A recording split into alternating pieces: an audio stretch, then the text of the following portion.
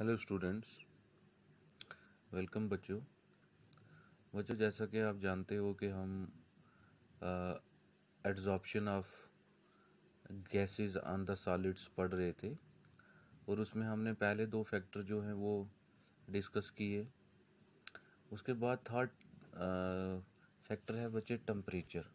तो इस पॉइंट को मैं थोड़ा एलैबोरेटली एक्सप्लेन करूँगा क्योंकि कुछ बच्चों के क्वेश्चन था कि फिज़िकल एड्जॉर्प्शन और केमिकल एड्जॉर्प्शन में जब हमने डिफरेंस पढ़ा था तो वहाँ पे टेम्परेचर जो था वो फिज़िकल एड्जॉर्प्शन पे अलग इफेक्ट शो कर रहा था और केमिकल एड्जॉर्प्शन पे अलग इफेक्ट शो कर रहा था। तो उन बच्चों से मैं ये कहूँगा कि आप कंसंट्रेशन देकर इस वीडियो को समझें। स्टार्ट करते हैं हम। तो बच्चे, हमें ये देखना है कि टेम्परेचर का एड्जॉर्प्शन पे क्या इफेक्ट होता है। तो केस वही है, adsorption of gases on solid, उसी का ये थर्ड फैक्टर है। तो बच्चे क्या होता है कि बेसिकली जहाँ हमने फिजिकल एड्जॉर्प्शन और केमिकल एड्जॉर्प्शन पढ़ा तो हमने क्या देखा कि दो टाइप्स की एड्जॉर्प्शन थी हमारे पास। वन वाज द फिजिकल, जिसको हमने फिजियोसॉर्प्शन कहा था, और सेकंड वन को हमने केमियोसॉर्प्शन कहा था, जिसमें आपको याद है कि मैंने आपको बताया था कि एक में जो है वो एड्जॉर्बेट और एड्जॉर्बेंट के बीच में जो फिजिकल फोर्सेस के थ्रू वो अटैच्ड होते हैं, और केमियोसॉर्प्शन में chemical bond mean strong bond के थ्रू वो अटैच्ड होते हैं। अब टेम्परेचर का अगर हम इफेक्ट देखें बच्चे तो क्या होता है, मैंने आपको बताया था कि फिजियोसॉर्प्शन जो है वो टेम्परेचर के साथ डिक्रीज करता है। वो टेम्परेचर के साथ क्या करता है, डिक्रीज करता है। मैंने आपको इनवर्स रिलेशन बताया था कि जो हम टेम्परेचर को बढ़ाते जाएंगे वो क्या होता जाएगा, डिक्रीज होता जाएगा। और केमियोसॉर्प्शन का मैंने बताया था कि केमियोसॉर्प्शन टेम्परेचर के साथ इंक्रीज करता है अप टू सम एक्सटेंट, एक हद तक एक्सटेंड करता है, और फिर उस एक्सटेंट के बाद वो डिक्रीज करना शुरू हो जाता है। ये मैंने आपको बताया था। तो इस चीज़ को हम एक्सप्लेन करेंगे कि कैसे फिजियोसॉर्प्शन टेम्परेचर के इंक्रीज करने से डिक्रीज होता है और केमियोसॉर्प्शन जो है वो इंक्रीज करता है टेम्परेचर के इंक्रीज करने से, और एक एक्सटेंट तक इंक्रीज होता है, फिर उसके बाद जाके डिक्रीज होना शुरू हो जाता है। तो समझना है आपने। इसके लिए हम एक ग्राफ ड्रा करेंगे, उस ग्राफ के थ्रू आपको समझना है। सबसे पहले हम केस लेते हैं फिजियोसॉर्प्शन का बच्चे। तो फिजियोसॉर्प्शन का आपको पता है कि फिजियोसॉर्प्शन में क्या होता है, एड्जॉर्बेट और एड्जॉर्बेंट के बीच में जो बॉन्ड होता है वो वीक वैंडरवाल फोर्स ऑफ अट्रैक्शन होता है फिजिकल फोर्सेस के थ्रू। अगर हम ग्राफ के थ्रू देखें तो ये एक ग्राफ है जिसको हम ड्रा कर रहे हैं x बाई एम। ये याद रखना है, x by M is the ये हो गया एक्सटेंट ऑफ एड्जॉर्प्शन, कि कितनी एड्जॉर्प्शन हो रही है। एक्सटेंट ऑफ एड्जॉर्प्शन, एड्जॉर्प्शन कितनी हो रही है। This x is the adsorbate and m is the adsorbent, कि कितनी एड्जॉर्प्शन हो रही है, that is x by M, and this is temperature. इसके बीच और इसके बीच में हम ग्राफ ड्रा कर रहे हैं फिजियोसॉर्प्शन के केस में। अब देखो, जो हम इसमें ऊपर जाएंगे इट मीन्स ये क्या हो रहा है कि एक्सटेंट ऑफ एड्जॉर्प्शन बढ़ रही है, और जो हम आगे जाएंगे मीन्स टेम्परेचर बढ़ रहा है। तो फिजियोसॉर्प्शन के केस में क्या बताया था मैंने कि फिजियोसॉर्प्शन का जो ग्राफ आएगा वो ऐसा आएगा,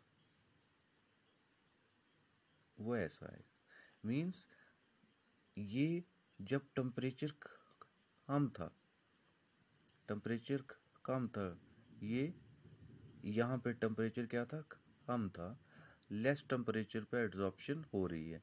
एक्सटेंट ऑफ एड्जॉर्प्शन यहाँ पे मैक्सिमम है, यहाँ पे एक्सटेंट ऑफ एड्जॉर्प्शन क्या है, मैक्सिमम है यहाँ पे, जब टेम्परेचर क्या था, कम था।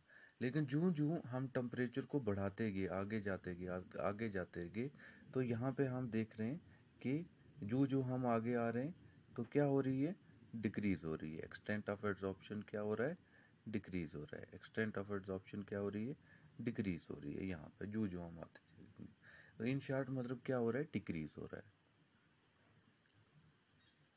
एक्सटेंट ऑफ एब्जॉर्प्शन जो है फिजिकल एब्जॉर्प्शन के केस में डिक्रीज हो रहा है। ये तो केस है हमारे पास। अब इसका हम फैक्ट पढ़ेंगे, रीजन पढ़ेंगे कि क्या होता है। रीजन ये है बच्चे, समझना है आपने कि मैंने क्या बताया कि फिजियोसॉर्प्शन में मींस फिजिकल एब्जॉर्प्शन में एड्जॉर्बेट है और वो एड्जॉर्बेट है, एड्जॉर्बेट इसके ऊपर अटैच है। मान लो ये एड्जॉर्बेट है और ये एड्जॉर्बेट जो है वो अटैच्ड है किसके ऊपर, ये एड्जॉर्बेंट है, ये एड्जॉर्बेंट। अब फिजिकल एड्जॉर्प्शन के केस में इनके बीच में जो फोर्स होती है एड्जॉर्बेट और एड्जॉर्बेंट के बीच में, ये वीक फोर्स होती है, weak physical force of attraction होती है, वीक फोर्स होती है।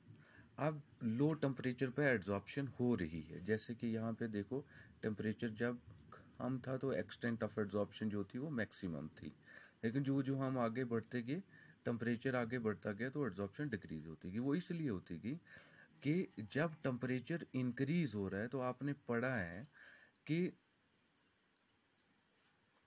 देखो हम इसका एक मॉलिक्यूल ले लेते हैं, एड्जॉर्बेट का ये एक मॉलिक्यूल है और ये एड्जॉर्बेंट है नीचे। इनके बीच में जो फोर्स है वो क्या है, वीक है। तो जब टेम्परेचर बढ़ा मींस हीट बढ़ी, तो क्या होगा, हीट बढ़ने से ये बॉन्ड जो है ये क्लीव हो जाएगा, टूट जाएगा, बॉन्ड की क्या हो जाएगी, क्लीवेज हो जाएगी। ठीक है, टेम्परेचर के इंक्रीज करने से बॉन्ड टूट जाएगा। तो बच्चे जब बॉन्ड टूट जाएगा मींस अब क्या हो गया कि एड्जॉर्बेट अलग हो गया, एड्जॉर्बेट अलग हो गया है और एड्जॉर्बेंट क्या हो गया है, अलग हो गया है। मींस क्या हो गई है, डिसॉर्प्शन हो गई। डिसऑप्शन मींस कि एड्जॉर्बेट अलग हो गया है और एड्जॉर्बेंट अलग हो गया। वो इसलिए अलग हो गया है क्योंकि इनमें फोर्स ऑफ अट्रैक्शन जो है वो वीक है। फोर्स ऑफ अट्रैक्शन वीक होने की वजह से जब हम टेम्परेचर को इंक्रीज करेंगे तो इनके बीच में जो वीक फिजिकल फोर्स है वो ब्रेक कर जाएगी और एड्जॉर्बेट एड्जॉर्बेंट से अलग हो जाएगा। तो it means extent of adsorption जो है वो डिक्रीज हो जाएगी। ठीक है, बल्कि डिसऑप्शन होना शुरू हो जाएगी जब हम टेम्परेचर को इंक्रीज करेंगे। तो इसका मेन रीजन यही है कि due to the weak attraction between the adsorbate and adsorbent in case of physical adsorption. इसकी एग्जांपल मैंने क्या दी कि दो एग्जांपल मैं इसकी देता हूँ फिजिकल एड्जॉर्प्शन की। एक मैंने दी कि सुबह सुबह के टाइम पे लीफ के ऊपर क्या होते हैं, ड्यू ड्रॉप्स होते हैं मॉर्निंग के टाइम में। अब मॉर्निंग के टाइम में टेम्परेचर क्या होता है, लो टेम्परेचर होता है। लो टेम्परेचर होने की वजह से ये ड्यू ड्रॉप्स जो हैं ये लीफ के साथ आके अटैच हो जाएंगे। स्पॉन्टेनियस प्रोसेस है, नेचुरल प्रोसेस है। ठीक है, अब जब सनलाइट पड़ी, सनलाइट पड़ने से क्या हुआ, टेम्परेचर इंक्रीज हुआ। पहले यहाँ पे था, सुबह सुबह के टाइम पे यहाँ पे था, लेकिन अब जब सनलाइट पड़ी तो टेम्परेचर क्या हो रहा है, इंक्रीज हो रहा है। टेम्परेचर जो ही इंक्रीज हुआ तो अब इस लीव्स के बीच में और एड्जॉर्बेट के बीच में जो बॉन्ड है वो वीक बॉन्ड है, और वीक बॉन्ड के टूटने से ये अब वेपराइज होके यहाँ से बाहर चलेगी ड्रॉपलेट्स। ठीक है, ड्रॉपलेट्स बाहर चलेगी मीन्स पहले लो टेम्परेचर पे एड्जॉर्प्शन ज़्यादा थी, लेकिन अब जब टेम्परेचर इंक्रीज हो गया, सनलाइट पड़ी, तो अब डिसऑप्शन हो गई, एक्सटेंट ऑफ एड्जॉर्प्शन क्या हो गई, डिक्रीज हो गई। तो इससे क्या हो गया, इट मीन्स ये क्लियर हो गया हमें कि फिजियोसॉर्प्शन जो है वो टेम्परेचर के साथ डिक्रीज होती है, और उसका मेन रीज़न यही है कि फिजिकल जो फोर्स ऑफ अट्रैक्शन है वो क्या होती है, वीक होती है। ठीक है, ये हमने पढ़ा फिजियोसॉर्प्शन के केस में।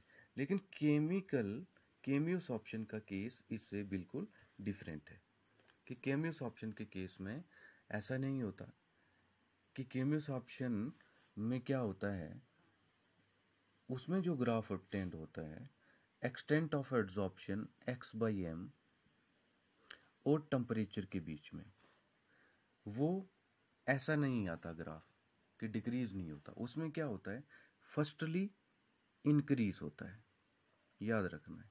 फर्स्टली क्या होता है, इंक्रीज होता है, फिर एक स्टेज पे जाके यहाँ तक इंक्रीज होगा, यहाँ पे जाके फिर क्या होना शुरू हो जाएगा, डिक्रीज होना शुरू हो जाएगा। मीन्स देखो, ये एक टेम्परेचर है, यहाँ तक, यहाँ तक एक्सटेंट ऑफ एड्सॉर्प्शन जो थी मैक्सिमम थी, जो जो हम टेम्परेचर को बढ़ाते गए। लेकिन जो ही इस टेम्परेचर को पार किया, इस टेम्परेचर को पार कर लिया, ये वाला टेम्परेचर जो है इसको पार कर लिए, यहाँ से आगे गए, तो यहाँ से आगे जाने के बाद एक्सटेंट ऑफ एड्सॉर्प्शन डिक्रीज हो रही है। तो इसका मैं रीज़न बताऊंगा क्यों हो रही है। ये आ गया आपके पास ग्राफ। तो इसमें इसलिए मैंने आपको कहा कि केमियोसॉर्प्शन में फर्स्टली टेम्परेचर के साथ एक्सटेंट ऑफ एब्जॉर्प्शन क्या हो रही है, इंक्रीज हो रही है अप टू सर्टेन लेवल। और वो लेवल कौन सी है, ये वाली लेवल। इस लेवल के बाद ये क्या होना शुरू हो गया, डिक्रीज होना शुरू हो गया। तो इसका रीज़न आप समझना है आपने। रीज़न क्या है बच्चे, केमिकल काइनेटिक्स अगर आपने पढ़ा है तो ठीक, नहीं पढ़ा है तो भी समझ लो। केमिकल काइनेटिक्स क्या कहता है, केमिकल काइनेटिक्स ये कहता है कि जब भी कोई केमिकल बॉन्ड बनता है, केमिकल रिएक्शन होती है, केमिकल रिएक्शन में क्या होता है, केमिकल बॉन्ड बनता है, ठीक है। तो यहाँ पे भी केमियोसॉर्प्शन में एड्सॉर्बेट और एड्सॉर्बेंट के बीच में क्या बनेगा, केमिकल बॉन्ड ही बनेगा। तो जब केमिकल बॉन्ड बनता है तो क्या होता है, समझना है। जब केमिकल बॉन्ड बनता है, ये रिएक्टेंट है, मान लो रिएक्टेंट A+B मीन्स एड्सॉर्बेट और एड्सॉर्बेंट, ये आपस में कंबाइन हो रहे हैं।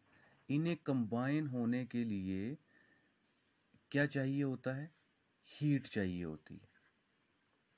इन्हें रिएक्टेंट्स को कंबाइन करने के लिए क्या चाहिए होती है, हीट चाहिए होती है। और वो हीट कहाँ से मिलती है, टेम्परेचर से। किसी भी रिएक्शन को हमें करवाने के लिए किसकी ज़रूरत होती है, टेम्परेचर की। वो इसलिए होती है क्योंकि एक थ्रेशोल्ड एनर्जी तक पहुंचना होता है, जिस एक थ्रेशोल्ड एनर्जी अटेन करनी होती है। याद रखना है कौन सी एनर्जी, थ्रेशोल्ड एनर्जी। कि ये एक ऐसी एनर्जी होती है, थ्रेशोल्ड एनर्जी, कि जहाँ पे रिएक्टेंट्स कि इस एनर्जी को अटेन करेंगे, इस एनर्जी तक पहुंचेंगे, तब जाके रिएक्टेंट्स आपस में मिलके क्या बनाएंगे, प्रोडक्ट्स बनाएंगे। बच्चे समझना है, ये एक ऐसी एनर्जी होती है जहाँ पे रिएक्टेंट्स आपस में मिलके क्या बनाएंगे, प्रोडक्ट्स बनाएंगे, ठीक है। तो वो एनर्जी, मान लो यहाँ पे है वो एनर्जी, थ्रेशोल्ड एनर्जी, तो यहाँ तक रिएक्टेंट्स जो हैं वो पहुंचेंगे कैसे, bye means of temperature, bye means of temperature. Temperature जो जो हम बढ़ाते जाएंगे बढ़ाते जाएंगे बढ़ाते जाएंगे, तो रिएक्टेंट्स जो हैं वो थ्रेशोल्ड एनर्जी तक पहुंच जाएंगे। यहाँ पे जाके प्रोडक्ट बन जाएगा, यहाँ पे जाके क्या बन जाएगा, प्रोडक्ट बन जाएगा। मीन्स यहाँ तक बॉन्ड बन रहे हैं, रिएक्टेंट और प्रोडक्ट के बीच में बॉन्ड बन रहे हैं, बॉन्ड बन रहे हैं। थ्रेशोल्ड एनर्जी बना ली, थ्रेशोल्ड एनर्जी तक पहुंच गए, तो थ्रेशोल्ड एनर्जी पे पहुंच के उन्होंने क्या बना लिया, प्रोडक्ट बना लिया, ठीक है। लेकिन अगर हम इस हीट को, टेम्परेचर को और बढ़ाएंगे इससे आगे, ये है थ्रेशोल्ड एनर्जी का टेम्परेचर यहाँ तक, अगर हम इससे आगे और टेम्परेचर बढ़ाएंगे तो अब जो प्रोडक्ट बन गए थ्रेशोल्ड एनर्जी तक पहुंच गए, अगर हम और टेम्परेचर देंगे तो इस प्रोडक्ट के जो बॉन्ड हैं, इस प्रोडक्ट के जो बॉन्ड हैं वो वापस से ब्रेक होना शुरू हो जाएंगे, क्योंकि अब उन्हें एक्स्ट्रा एनर्जी मिल जाएगी, more than the threshold energy. Threshold energy से भी ज़्यादा एनर्जी मिल जाएगी और वो प्रोडक्ट जो हैं वो टूट जाएंगे। और प्रोडक्ट टूट जाएंगे तो वापस से प्रोडक्ट किस में बन जाएंगे, रिएक्टेंट में आ जाएंगे। ठीक है बच्चे, तो वही केस है यहाँ पे कि फर्स्टली एड्सॉर्बेट और एड्सॉर्बेंट में एमिस ऑप्शन में क्या बनते हैं, केमिकल बॉन्ड बनता है। तो केमिकल बॉन्ड जब बनता है तो फर्स्टली केमिकल बॉन्ड बनने के लिए उन्हें थ्रेशोल्ड एनर्जी तक पहुंचने की ज़रूरत होती है, थ्रेशोल्ड एनर्जी तक पहुंचने की नीड होती है। ठीक है, एक केमिकल बॉन्ड बनने के लिए कौन सी एनर्जी तक, उस स्टेज तक पहुंचने की नीड होती है। वो स्टेज कौन सा है, थ्रेशोल्ड एनर्जी। और वो थ्रेशोल्ड एनर्जी तक पहुंचते कैसे हैं, by means of activation energy, by means of activation energy.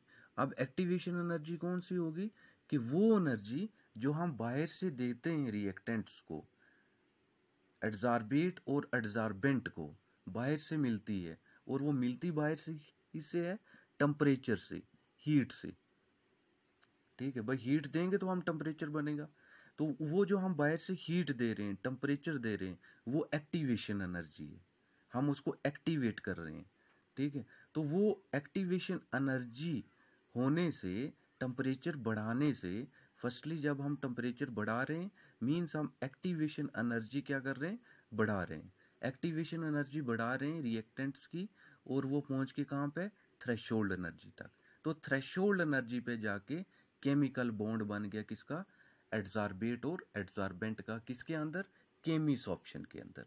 तो यही वजह है कि फर्स्टली टेम्परेचर के इंक्रीज करने से केमिस ऑप्शन क्या हो रही है, इंक्रीज हो रही है। क्यों इंक्रीज हो रही है, बल्कि यहाँ पे डिक्रीज हो रही है, लेकिन यहाँ पे क्या हो रही है, इंक्रीज हो रही है। वो इसलिए हो रही है क्योंकि फिजिकल एड्सॉर्प्शन में कोई भी केमिकल बॉन्ड नहीं बन रहा है, तो यहाँ पे थ्रेशोल्ड एनर्जी की नीड नहीं है। लेकिन केमिस ऑप्शन में केमिकल बॉन्ड की फॉर्मेशन होनी है एड्सॉर्बेट और एड्सॉर्बेंट के बीच में। तो केमिकल बॉन्ड तब बनेगा जब वो इस स्टेज पे पहुंचेंगे। कौन से स्टेज पे, थ्रेशोल्ड एनर्जी के स्टेज पे।